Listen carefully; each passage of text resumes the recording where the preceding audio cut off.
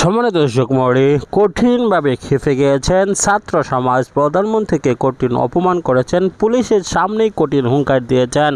এবার পুলিশকেও মানছে না ছাত্র সমাজ। কোঠা আন্দোলনে কঠিনভাবে মাঠে নেমেছে সেই ছাত্র সমাজ। সেই ছাত্রদের আন্দোলনের কারণেই প্রধানমন্ত্রীর ক্ষমতা থেকে সরে যেতে হচ্ছে।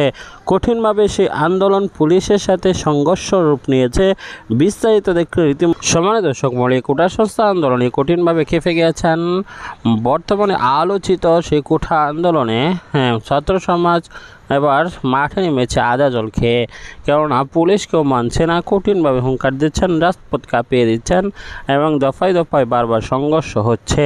সারা বাংলাদেশে একই বহাল চিত্র বজায় রয়েছে।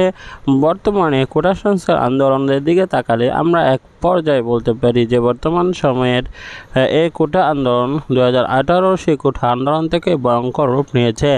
এই আন্দোলনের কারণে বিএনপি নাকি তাদেরকে ভর দিচ্ছে এবং তাদের কারণে নাকি বিএনপির কারণে নাকি সেই আন্দোলন জোরদার হয়ে উঠেছে।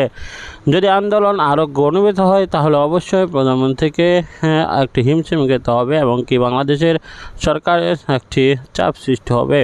সুতরাং সব মিলিয়ে আমরা বলতে পারি বাংলাদেশের অবস্থান এবং বর্তমান পরিস্থিতি সব কিছু একত্রিত করলে আমরা এটাই পাই যে সারা বিশ্বের দিকে তাকিয়ে আছে এখন ছাত্র সমাজ।